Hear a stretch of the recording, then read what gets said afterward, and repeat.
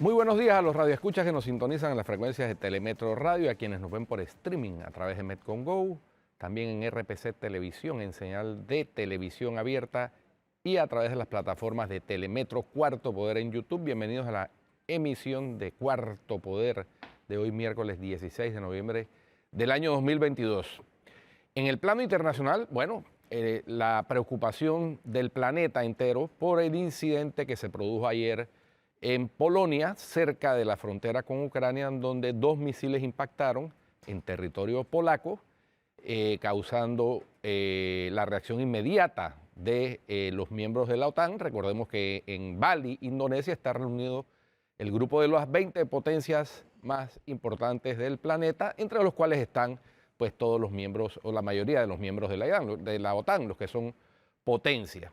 Afortunadamente, todo parece indicar, y en ese sentido ha habido mensajes tranquilizadores tanto por parte del presidente Biden como por parte del presidente de Polonia, de que si bien los misiles son de fabricación rusa, aparentemente no provinieron de un ataque ruso. Puede ser, según las primeras informaciones, investigaciones, que hayan sido misiles lanzados desde Ucrania con la intención de repeler un ataque de misiles que sí venía de Rusia sobre territorio ucraniano. Lo cierto es que el mundo ayer vivió una tarde muy tensa porque hay normas del Tratado de la OTAN. Recordemos que el Tratado de la Organización del Atlántico Norte es un tratado básicamente defensivo. Entre esos el artículo 5. El artículo 5 del Tratado de la OTAN establece que cualquier ataque que se perpetre contra uno de los países miembros de la OTAN será visto como un ataque a todos y por lo tanto será repelido, incluso por la fuerza, por todos. De manera que afortunadamente todo parece indicar que se trató pues no de un ataque proveniente de Rusia. Por supuesto, ahí están las investigaciones en pleno desarrollo aún. Bueno, en el otro tema que llamó la atención anoche de Occidente sobre todo fue el esperado pero pronosticado anuncio del expresidente de los Estados Unidos, Donald Trump, de que aspirará a ser candidato. Todavía no es candidato, por ahí he visto varios titulares que dicen que candidato no, él tiene que competir en unas primarias del Partido Republicano. No descartan algunos que si no gana las primarias del Partido Republicano, se postula igualmente como candidato a un partido que algunos llaman desde ahora el Partido Patriota. Lo cierto es que Trump anunció ayer en su residencia de Mar-a-Lago que va a aspirar a ser el candidato del Partido Republicano. Tiene un camino largo de aquí a noviembre del 2024 porque las encuestas no le son favorables. Son más favorables a varios otros republicanos, entre esos Ron DeSantis, también uno de los que se menciona es Mike Pence. Ayer mismo reaccionaron varios líderes republicanos contrarios al anuncio de Trump. Dicen que es muy temprano también, que todavía no se ha terminado de contar los votos flor en las elecciones de medio término, donde no le fue nada bien a los candidatos trumpistas, y entonces este anuncio parece prematuro. Sin embargo, hay quienes dicen que el anuncio estratégicamente ha sido hecho en esta ocasión tan temprano, precisamente porque la loma que le espera por subir es una loma muy empinada. Además, en la historia de los Estados Unidos, solo un presidente derrotado después de su primer mandato, Grover Cleveland, logró candidatizarse con éxito para un segundo mandato no consecutivo en 1892. Pero además, en la historia de los Estados Unidos, ningún presidente que haya estado procesado con un juicio político ha vuelto a postularse para un cargo. Es decir, si Trump logra esas dos cuestiones, habrá cambiado la historia. Así que estamos a la espera de ver cómo se desarrolla esto. Lo cierto es que los trumpistas estaban felices, había muchos republicanos que no lo están tanto, y en términos generales las personas de centro pues rechazaron a los candidatos trumpistas en las recientes elecciones de medio término. En el plano local, Flor, Claro, lo Hay puede varias varias noticias, cositas. políticas interesantes. Chichido Barrio, enjuiciado por blanqueo de capitales y enriquecimiento Correcto, injustificado. llamado a juicio en medio también de una disputa ahí de carácter de derecho de familia por La parte de patria su, potestad de la bebé, por parte de la ex que no es bebé. esposa y madre de su hija, un asunto allá en Italia por definirse, en fin, pero Me ha parece sido llamado, impresionante que todo el mundo sabe dónde está sí. y nadie lo llama. Bueno, lo que pasa es que como no hay tratado de extradición con Italia, porque la Asamblea no ratificó el tratado de extradición, se No lo firmó por ratificó. parte del gobierno de la administración anterior, pero la Asamblea no lo ratificó. Eso calculadamente, evidentemente, por las fuerzas de entonces Cambio Democrático en alianza con otros partidos. Sí, también dictaminaron enjuiciar a la esposa, ex esposa en este momento, y la madre de Chichideo Barrio, y también a María Alejandra Salerno. Son los mismos delitos por los cuales dictaminan enjuiciarlos. Enriquecimiento injustificado y blanqueo de capitales. Es correcto. Derivado Y en este caso del ya están enriquecimiento aprehendidos dos injustificado. bienes inmuebles de Chichideo Barrio, un apartamento y una propiedad de la que no hay mayores detalles. Así que hay que recordar también que en abril del 2021 Chichideo Barrio fue detenido en Obarrio por la policía porque tenía una orden, una solicitud de Interpol emitida En en Italia. el 2019, claro. Porque entonces era requerido por la justicia de Panamá, pero no fue extraditado, como bien decíamos, porque Panamá no firmó el acuerdo bilateral, como sí lo hizo No Italia. lo ratificó la Asamblea. Sí lo firmó el gobierno, pero no lo ratificó la Asamblea. Claro, pero bueno, Italia sí. Entonces, aquí el tema es, la ex esposa está declarando en su contra. De hecho, dice que no ha comparecido en otros casos judiciales que se le siguen y dijo participó por Skype en algunas audiencias porque él es selectivo. Así que, y dijo que él lleva una vida de rumba y fiesta, esto está entre comillas, vida de rumba y fiesta. Oye, por ahí circuló una foto donde él estaba muy aparentemente en estado eufórico. Y que se casaron, ella dijo que desconoce la situación patrimonial del ex esposo porque ellos se casaron bajo un régimen de separación de bienes y que quiere llevarse a su hija a pesar de que no viene a hacerle frente a la justicia panameña. Eso es la ex esposa Ivette Barzallo, que también está llamada. En otros temas, Guido, igual de importantes, está las juntas comunales, que no solamente reciben, sin rendir cuentas, fondos, sino que además hay discrecionalidad en la entrega.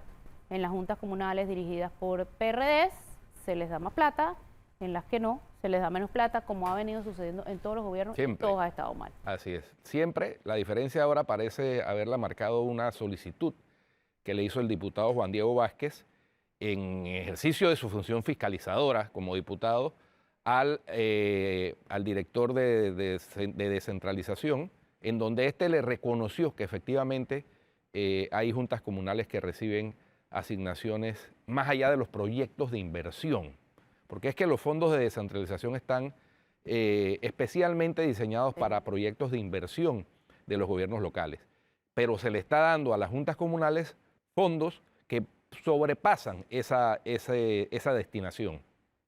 Y la justificación que se esboza es un texto de la norma de descentralización que plantea que en casos de urgencia, emergencia, epidemias, etc. Entonces, con esa justificación, que evidentemente está al margen de la situación actual, porque ya, si bien el COVID ha venido ganando terreno relativamente en las últimas 2 semanas, no estamos en una situación de emergencia, no estamos en una situación de emergencia de pandemia. Se eliminaron todas las restricciones, prácticamente solo hay que usar mascarilla en el transporte público y en las entradas a centros de salud, hospitales, etcétera, de manera que esa es una justificación muy pobre desde el punto de vista estrictamente legal. Pero se está usando para lo que tú planteas, Flor, que se ha hecho siempre, que es favorecer a los gobiernos locales que son dirigidos por copartidarios del régimen en turno, en desmedro de los otros, que son vistos como gobiernos locales dirigidos por partidarios o miembros de partidos de oposición. Eso es exactamente lo mismo.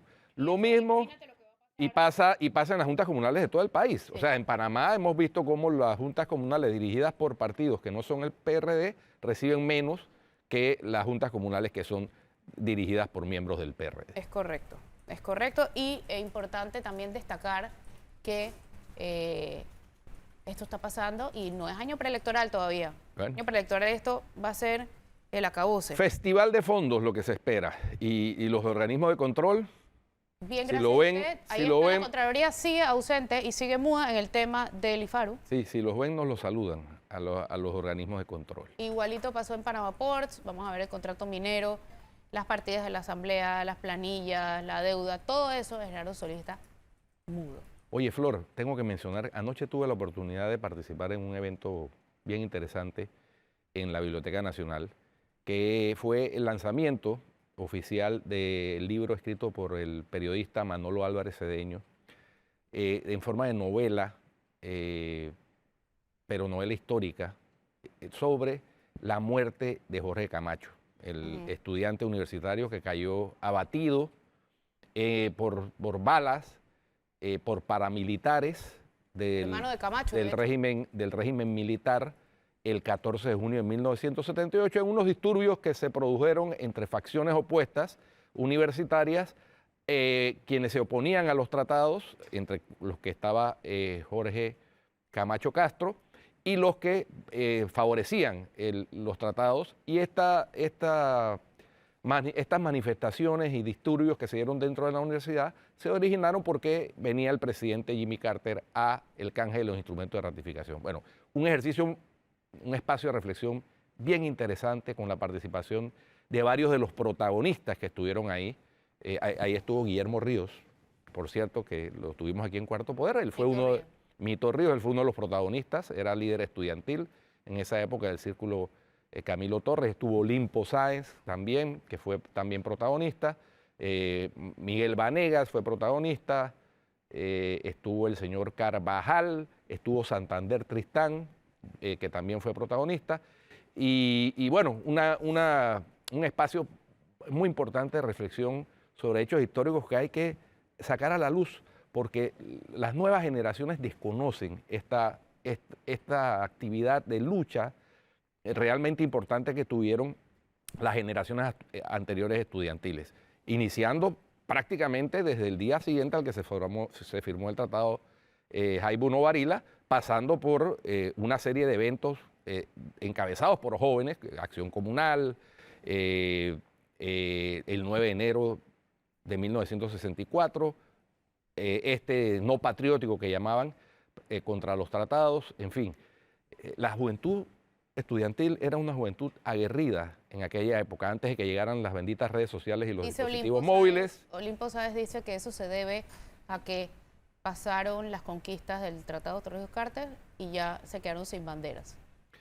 Puede ser, pero es que hay mucha... Mira, ayer Santander Tristán planteó un tema muy interesante, y es el tema de la minería y de la mina. Así como ese tratado, decía Olimpo, se presentó intempestivamente, nadie conocía el texto de los tratados hasta una semana antes de que se firmaran, ¿no? De hecho estaban en inglés, ni siquiera estaban traducidos. Y sin embargo en 45 días se llevó a un plebiscito, o sea, algo realmente a la velocidad del rayo. Bueno, con el tratado de minera, con el tratado de Panama Ports, que también son recursos del Estado, pasa exactamente lo mismo. Nadie conoce, nadie sabe cómo se está negociando eso, nadie sabe qué fue lo que se negoció. Desafortunadamente esos tratados o contratos, leyes, no son sometidos a plebiscito, sino que pasan simplemente por el tamiz de la Asamblea. Y todos sabemos cómo se negocian en ocasiones las cuestiones en la Asamblea, y si no, ahí está la carta de la diputada Mayín Correa como evidencia de cómo se negocian ese tipo de contratos.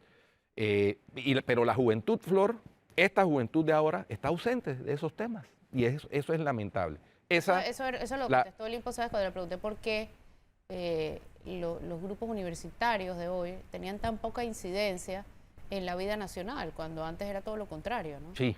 Bueno, ni te cuento las conclusiones a las que plantearon varios de los ex dirigentes estudiantiles de esa época, ahora, incluso uno que fue el señor Carvajal, que fue director de Asuntos Estudiantiles de la Universidad de Panamá y renunció frustrado, según nos dijo, porque se percató que los grupos estudiantiles ahora están preocupados de los negocios de las copiadoras, más que de dirigir estudiantilmente las causas nacionales. Y eso es dramático. Sí, oye, hay Así otra que, cosa, bueno. ¿te acuerdas que habíamos hablado aquí de que 2.8 millones iba a costar el desfile de Fábrega? Que primero dijo que no iba a tener desfile y después iba a tener uno de 2.8 millones. Comparamos el desfile con el de Blandón, que costó 2.7 versus 3.8. Ujú. Bueno, resulta que no era todo el costo, ¿no? Era solamente el desfile, pero no contaba La iluminación. el alumbrado, exacto. Sí. El alumbrado, con el alumbrado todo va a costar 5.7 millones de dólares. Yo no sé si no estamos dimensionando esta cantidad de millones, pero es mucha plata para gastar en poco tiempo. Es Sí. demasiado dinero. Ahí estuve averiguando también, Flor, y ciertamente el desfile de Disney, la Navidad Mágica de 3.8. Disney, pero 1.7 millones fueron patrocinados por la empresa privada Ujú.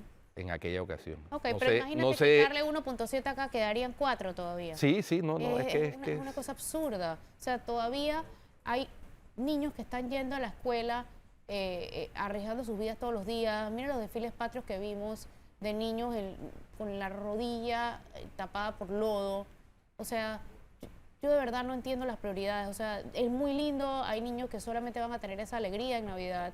Estoy de acuerdo con que se haga, pero no esta dimensión. hay que hacerlo O sea, es con... absurdo, de verdad, es insultante la cantidad de necesidades básicas que no se atienden para hacer un desfile que va a durar un par de horas. Es que tomando o retomando las palabras del alcalde Fabre, que él dice que lo iban a hacer con sabiduría. La sabiduría Es no sería hacerlo. reflejar, no, hacerlo, Prudente. hacerlo con un costo razonable y con austeridad, porque es que la situación no está como para estar derrochando. Ahí acaba el gobierno de sacar un bono global, de colocar un bono global por 1.500 millones de dólares para pagar deuda. O sea, estamos Sí, endeudados, estamos en una situación fiscal que si bien está mejorando a medida que avanza la economía y más adelante vamos a tener... 5.7 millones. Sí, y más adelante vamos a tener el Dios. programa a Domingo La Torraca para que nos hable del sondeo rápido de Y actividad a lo que te económica. refieres del MEF, es importante que la gente sepa, es que el MEF emitió un bono por 1.500 millones de dólares y en parte eso es para el pago de la deuda. Sí, claro, y el pago de la deuda es porque se usan los recursos para pagar planilla y para pagar gastos de Y funcionamiento. eso no lo inventamos Porque- nosotros, eso lo porque dijo para- directamente el ministro de... Porque para Alexandre. inversión básica, por ejemplo, para el mantenimiento de calles y carreteras, pues no hay, porque por eso es que están destrozadas. Es increíble, cada vez veo más huecos en la ciudad, en áreas que no debería haber huecos. Yo no digo que... No Calle debería haber- 76 San Francisco, hoy caen 2 huecos. no debería Enormes. no debería haber huecos en ninguna. Pero es que haya en los barrios diplomáticos, por ejemplo, eso raya ya en la desidia absolutamente injustificable. Entonces, ¿qué ves? A los funcionarios viajando en helicóptero para el interior. Que vayan en carro y vean lo que está pasando a la gente. No. Otra cosa, no sé qué es lo que está pasando todos los jueves en la tarde en Paitilla, a las 4 y pico de la tarde. Yo no sé qué es lo que hace el presidente a esa hora, ese día, pero ese día y a esa hora es imposible transitar por Paitilla, donde vive el presidente. Todas las calles. ¿Será que sale a caminar No. para chifiar los huecos? No, pero están las calles, las entradas y las salidas de la calle donde vive el presidente, de la vía, porque él vive en una calle sin salida y esa calle es la Winston Churchill y en la entrada y en la salida de esa calle Winston Churchill hay puros SPIs los jueves a las 4 o 5 de la tarde y no se puede andar en Paitilla. El tráfico para entrar a Paitilla en la cinta costera llega hasta el Miramar y no se mueve. Y por todas las entradas que tiene Paitilla y la salida, eso es igual.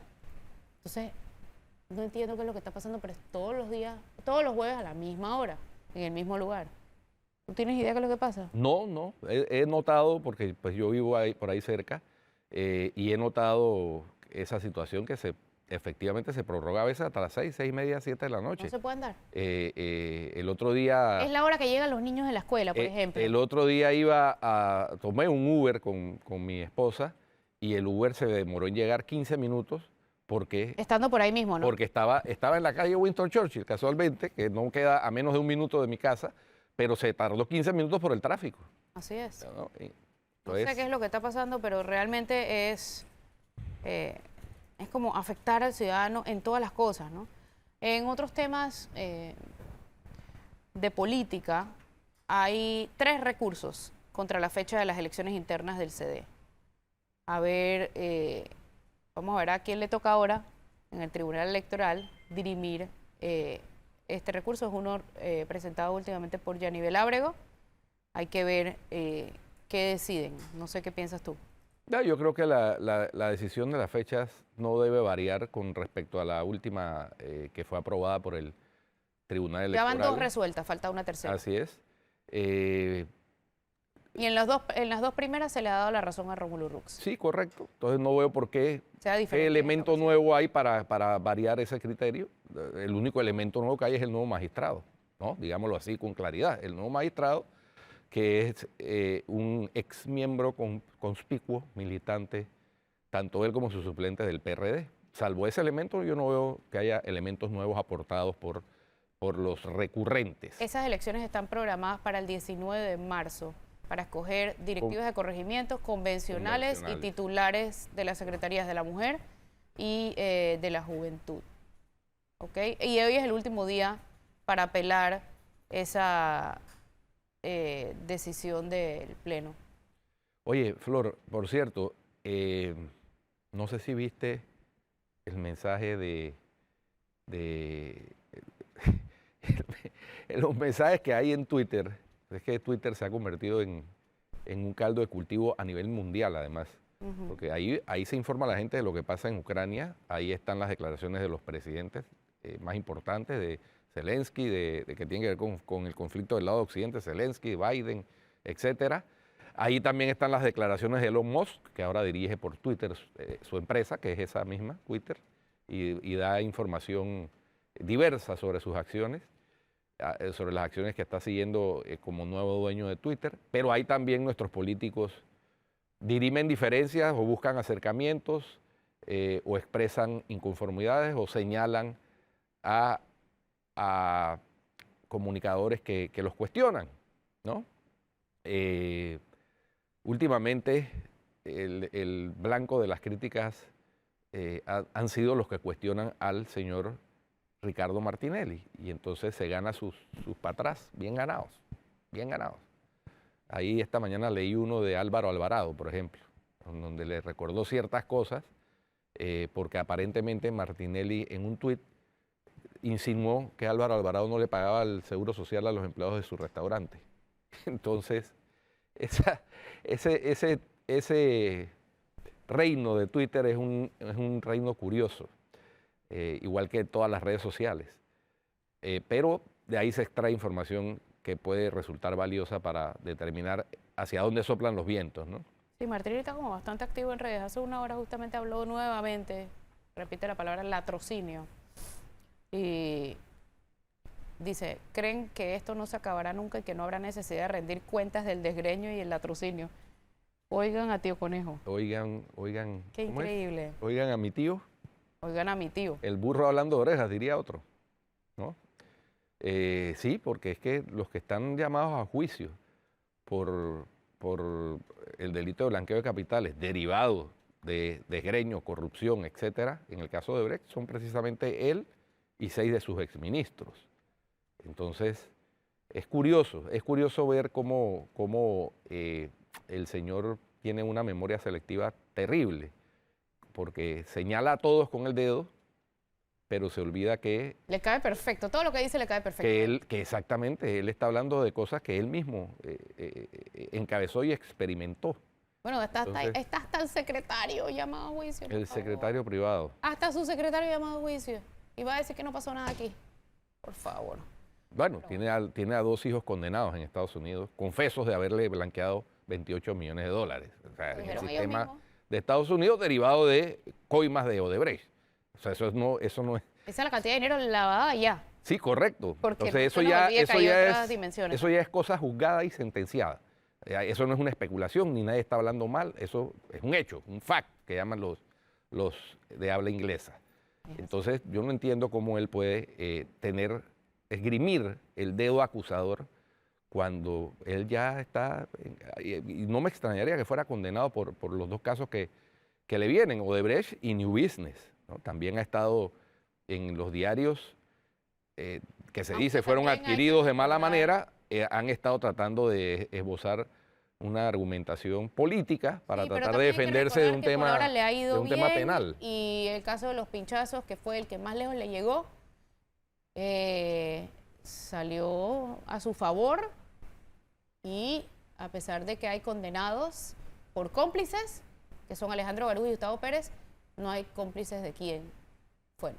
Así que también, digo, el deber ser, como tú dices, Dinamarca sería condenado o habría decisiones importantes en su contra en alguno de los casos que le vienen. Tomando en cuenta dónde vivimos y cómo se han dado las cosas, pues no parece ser la expectativa real. Vamos a esperar. La esperanza es lo último que se pierde. Bueno, vamos al cambio y ya regresamos con nuestro invitado Domingo Latorraca para hablarnos del sondeo rápido de actividad económica del último mes, el mes de octubre.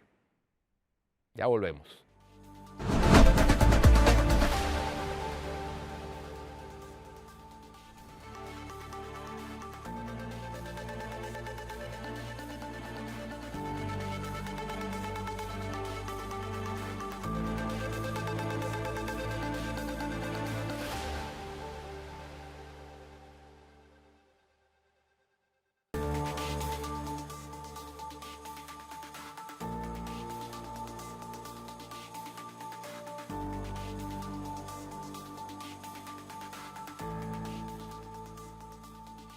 Estamos de regreso en Cuarto Poder.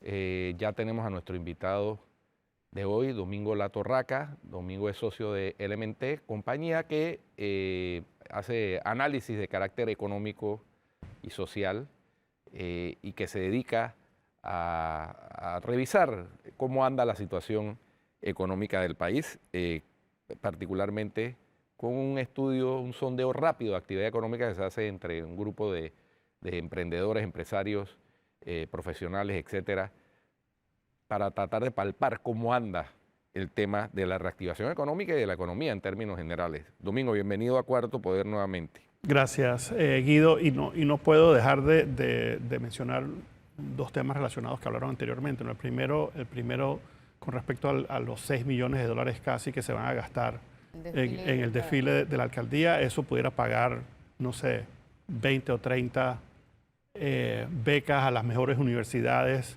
en Estados Unidos, Europa, para jóvenes destacados, ¿no?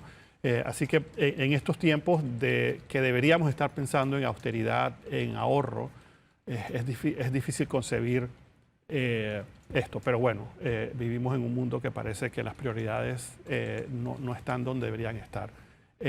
1978 es una fecha también importante porque nosotros aquí en Panamá estamos viviendo una cruda dictadura. Yo estuve por efectos del trabajo de mi padre, estamos ese año saliendo de El Salvador, otra dictadura, y estamos moviéndonos a Caracas, a Venezuela, donde estaban viviendo, digamos, una época gloriosa de democracia, donde era uno de los pocos países democráticos. Y yo pude de niño, tenía como 13 años, poder, digamos, experimentar lo que nosotros no haríamos por muchos años luego, ¿no? Así que una reflexión sobre eso también, la importancia de proteger lo que hoy nosotros tenemos. Y en esa época Venezuela exportaba democracia. Es correcto, ¿no? Y defendía la democracia. Las escuelas de formación más importantes, tanto de los partidos socialdemócratas como de los partidos socialcristianos de Latinoamérica, estaban en Venezuela. Sí. Y nosotros veníamos saliendo de El Salvador, que estaba atravesando, pues empezando ya, digamos, la cruda guerra entre la dictadura y las fuerzas de izquierda de ese país, ¿no? Bueno, volviendo acá al plano local. Y el otro tema también que pudiéramos hablar es, que hablamos en el bloque anterior también, pensé que cuando ibas a hablar de dos temas iba a ser uno ese, el de la deuda, la emisión de bonos. Sí. La emisión de bonos a lo que responde es a prefinanciar el presupuesto para el 2023. Y por supuesto, digamos, hace mucho ruido, y sé que le hace muchísimo ruido a las autoridades del MEF, el que se tenga todavía que pensar que se va a pagar planilla y gasto de funcionamiento con nueva deuda. Algo, digamos, ha sido una emisión dentro de un contexto muy complicado, exitosa, pero ya se nota el alza en las tasas de interés, digamos, contra el promedio de las tasas de interés que tenía la deuda antes a esta emisión. Hay un aumento de 2%. Eso sobre 1.500 millones de dólares son 30 millones de dólares al año en intereses adicionales por las alzas de las tasas de interés, y eso es preocupante. Por supuesto, eso hace hincapié muchísimo más en que ese endeudamiento debe ir hacia la inversión y no al gasto, y mucho menos al malgasto.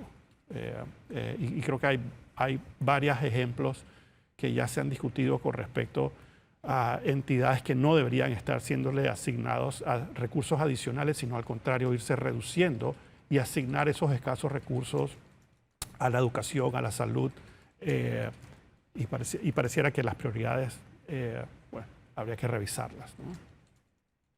Okay. Definitivamente. Ok, hablemos del estudio. Ahora del estudio, sí. Este es el 10º mes que hemos publicado, hecho este sondeo, y les recuerdo, un sondeo muy rápido, se llena en 3 o 4 minutos, y lo que busca es tener, digamos, una evaluación rápida del estado de la situación.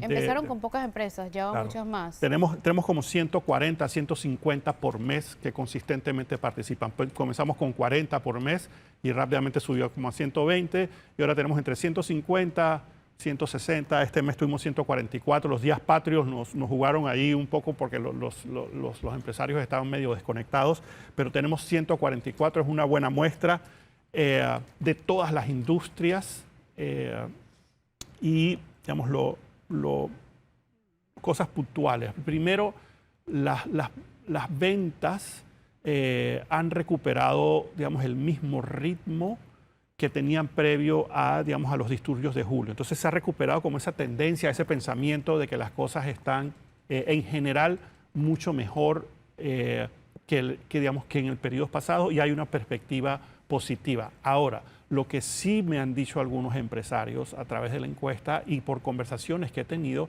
es que en algunos sectores, digamos, el flujo de consumidores comienza digamos, a bajar un poquito en algunas actividades. Eso por un lado, digamos, en el comercio al detal. Por otro lado, la construcción en algunos segmentos, sobre todo, digamos, en los segmentos de vivienda de interés preferencial, es muy fuerte. La venta de material de construcción tuvo un año 2021 muy, muy fuerte. Este año se mantiene fuerte, pero tal vez no tan fuerte como el año pasado.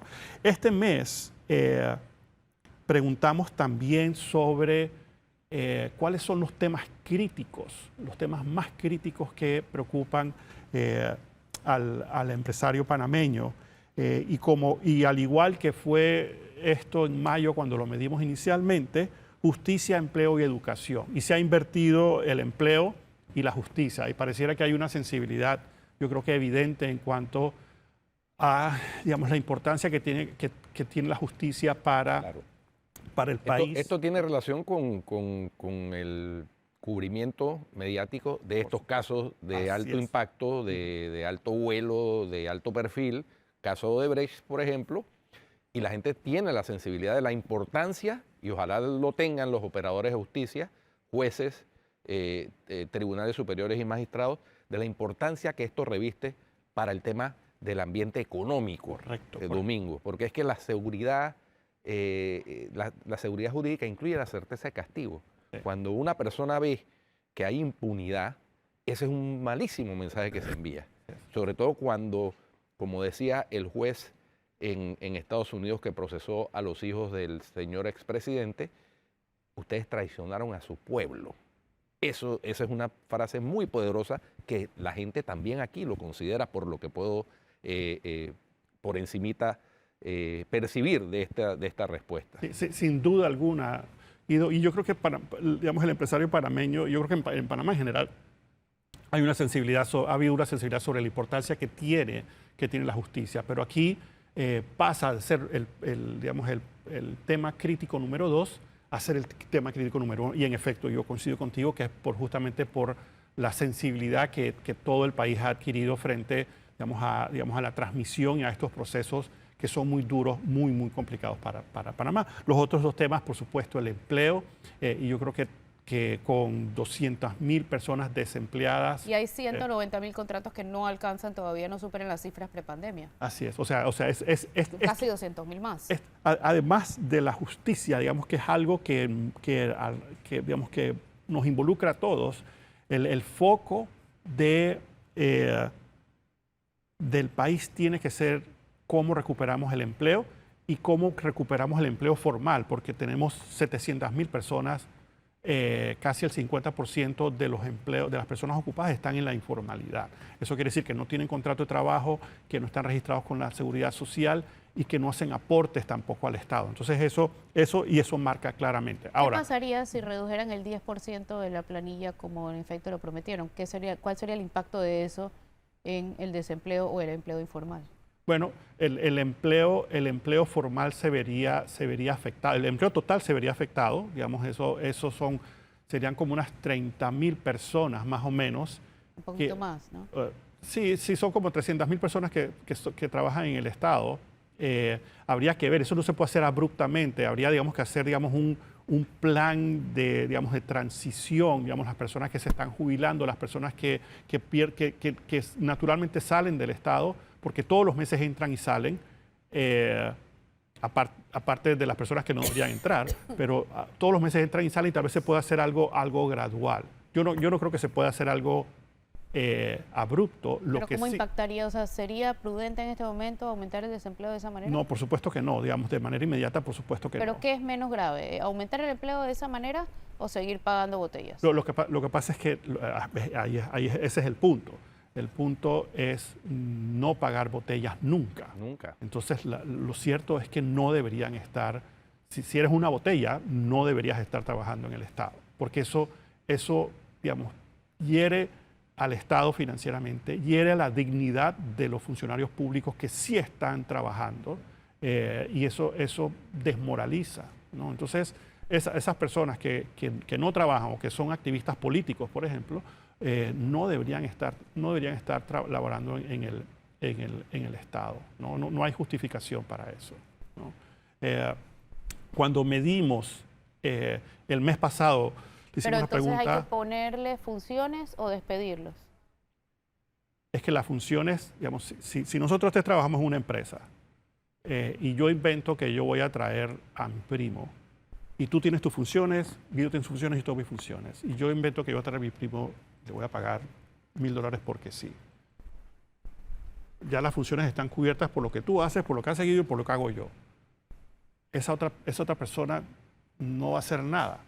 No es que yo te voy a quitar funciones a ti, te voy a quitar funciones a Guido, porque eso lo que hace es mucho más ineficiente la operación. Entonces a las botellas hay que sacarlas, aunque aumente el desempleo, no darle funciones inventadas. Bueno, las botellas no deberían estar nunca en ninguna institución pública. Sí, claro, es que esos no son empleos productivos. Estoy clara, pero mi pregunta es, si ya están empleados, ¿se les dan funciones o se les bota y se aumenta el desempleo? Yo diría que las botellas habría que romperlas sin contemplación. Así es. Porque eso ni siquiera debería calificar para el tema del empleo, porque realmente están emplanillados, pero no están empleados, no tienen ningún empleo. Por muy duro que suene, no hay justificación para tener personas que no tengan funciones. Y eso tanto hiere la finanza pública. La realidad es dura, las palabras esas no son duras. Sí, eso es así.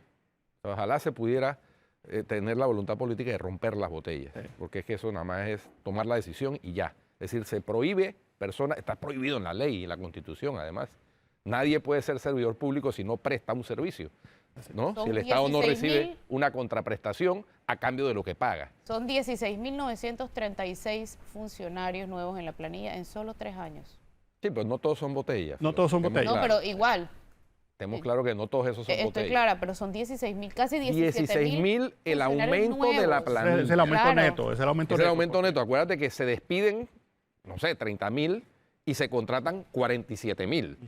Exacto. de los cuales esos 16.000 son el aumento Son en la nuevos, planilla. estos son los nuevos, Sí. es lo que digo. Sí. Pero ¿cómo se sustenta eso en un año? Bueno, no, eso no hay manera de sustentarlo. No hay forma. Y sobre todo, digamos, en una situación económica, financiera muy difícil para el país. Yo puedo entender que, digamos, al momento que inició la pandemia no se votara masivamente a las personas. Eso es entendible porque Panamá no cuenta con otras herramientas de política pública, ¿no?, para tratar de mantener esto. Así que el Estado tenía, digamos, que meterse la mano en el bolsillo y gastar. Eso es entendible. Ahora bien, que tú siguieras aumentando la planilla estatal, sobre todo con personal no técnico. Y sacando a los técnicos. Y sacando a los técnicos es bien difícil, es bien duro, ¿no?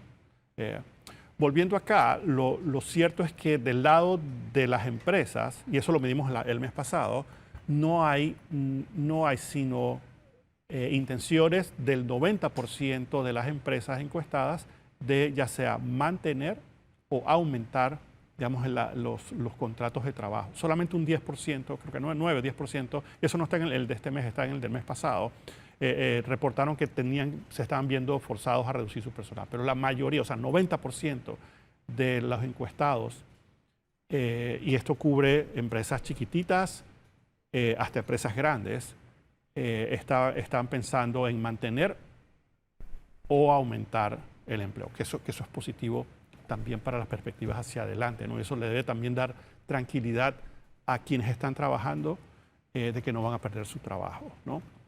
Otros temas importantes. Este mes también preguntamos sobre las tasas de interés, ¿no? Y le preguntamos a las empresas si los bancos ya les habían tocado la puerta para aumentar las tasas. ¿Esta pregunta no se había hecho en los estudios anteriores? No. Habíamos preguntado si los bancos estaban trabajando con las empresas para reorganizar las deudas producto de los problemas relacionados con la pandemia. Esta es la primera vez que lo preguntamos, si durante los últimos 6 meses las tasas de interés de las estructuras de financiamiento han sido reducidas, mantenidas, aumentadas. Y lo preguntamos a las empresas y a los participantes se lo preguntamos a título personal, ¿no? Y entonces es interesante porque un 50% de las empresas le dijeron, hey, las tasas no las han mantenido por ahora. 2% han logrado reducir sus tasas y eso son dependiendo, digamos, de la estructura y relación que tienes con el banco. Y tenemos que recordar que los bancos tenían un exceso de liquidez hasta hace 1 o 2 meses. Ya la liquidez del sistema bancario está de vuelta a como estaban a los estándares normales. Y 48% de las empresas reportaron que ya, digamos, los bancos les estaban haciendo unos aumentos en sus tasas de interés. Cuando les preguntamos a esos mismos empresarios a título personal, o sea, ¿cómo te está yendo a ti con tu préstamo de auto, tu tarjeta de crédito, tus préstamos personales?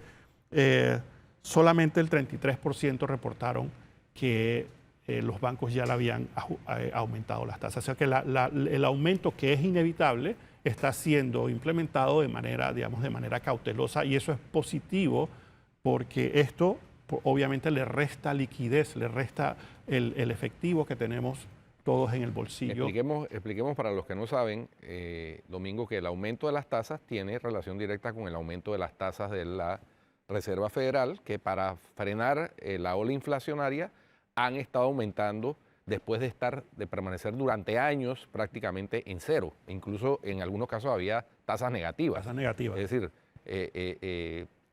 tenías que pagar para que te tomaran dinero. Ahora, en vista de esa política de la Reserva Federal de Estados Unidos, que nos afecta a nosotros porque nosotros manejamos pues la moneda norteamericana, el dólar, es lo que se usa como instrumento monetario en Panamá, pues nos afecta el costo del dinero, especialmente a los bancos. Y por lo tanto los bancos le trasladan ese costo de dinero a los usuarios, a sus clientes. Así es, y es algo que nosotros no controlamos. O sea, eso es parte, digamos, de nuestro sistema económico. Nosotros no fijamos las tasas y eso nos ha funcionado súper bien. Cuando han habido alzas significativas en otras ocasiones, las alzas en el sistema son muy Muy leves. leves, O sea, no, claro. no es dramático y esto lo estamos viendo en este momento. Así es, Eso es positivo nuevamente. y eso es algo bueno de nuestro sistema bancario, ¿no? Que está súper bien diversificado también en ese sentido, pero es algo inevitable, es algo que nosotros aquí en Panamá no controlamos, es algo que está sucediendo en las políticas económicas de los países que están sufriendo alzas en los niveles de inflación históricos y que usan esto como remedio para bajar la inflación, ¿no? El otro aspecto importante tiene que ver, digamos, con los comentarios que nos hacen los empresarios. Y aquí, digamos, más o menos entraron con las encuestas, le damos espacio para que los participantes nos hagan ya sus comentarios de las vivencias que tienen, ¿no? 45%, este mes recibimos unas 100 comentarios en total, 45% fueron comentarios positivos con respecto al aumento, la reactivación. Muchos están entrando en los 3 últimos meses del año y por supuesto todas las festividades generan actividad económica. 28% fueron más o menos neutrales y tenemos un 25%, digamos un cuarto de los empresarios todavía están preocupados con temas de inventario, con temas de flujo de los consumidores en los negocios. He conversado con varios que me decían, alguien que tiene sucursales en diferentes sitios en el país me dice, en los estratos tal vez de ingreso medio bajo, hay mucho menos flujo que el flujo en los ingresos, en los locales en los ingresos medios altos, y eso es natural. Eso quiere decir, digamos, que la gente está apretando y tal vez siendo más cautelosos y teniendo que dedicarle mucho más parte de su ingreso, digamos, a los gastos recurrentes, ¿no? Digamos, a los gastos obligados de hipoteca, de alimentación, de costo de energía, etcétera, ¿no? Entonces, si las perspectivas siguen como todo parece indicar, esa tendencia para los meses de noviembre y diciembre, debemos tener eventualmente, cuando tengamos a domingo aquí en el mes de enero, una curva hacia arriba, porque estos son meses en donde, entre otras cosas, por las festividades patrias, hay actividades de desfiles, qué sé yo, hay un comercio ahí pegado a ese tipo de actividades. Y diciembre, por supuesto, las compras navideñas y de fin de año son... Y Black Friday y todo eso. Todo, la publicidad, todo se dispara durante el mes de diciembre, es un mes de alto consumo. Debemos tener esa tendencia quizás con un poquito de curva hacia arriba. Así es. El fin del año, yo creo que vamos a terminar con fuerza. Hay muchísimo consumo, se está viendo, digamos, en las estadísticas de las importaciones que hay, digamos, una fuerza en eso en los últimos meses. Y es natural, digamos, que en las fiestas de fin de año haya mayor actividad y luego, digamos, enero, febrero son un poquito un bajón, ¿no? En los meses de verano, de vacaciones. Pero vamos a terminar con un contexto económico de un crecimiento bastante robusto. Recuerde que el crecimiento no es parejo en todas las actividades, hay actividades que crecen mucho más rápido que otras, con un contexto internacional, y eso afecta a nuestra actividad económica internacional, muy complicado, y una perspectiva para el otro año de que tal vez no tengamos un crecimiento tan alto como este año, que debería estar cerrando entre 6,5% y 7%. Creo que es las proyecciones que han hecho tanto el MEF como el Fondo Monetario Internacional, Banco Mundial, algunas calificadoras de riesgo. El otro año tal vez tengamos un crecimiento un poco más moderado y será muy importante, nuevamente volviendo al tema presupuestario, digamos, foco en las inversiones y ahorrar lo más posible, ¿no? Eso es súper importante para el país. Muy bien. Vamos al cambio y regresamos con la despedida.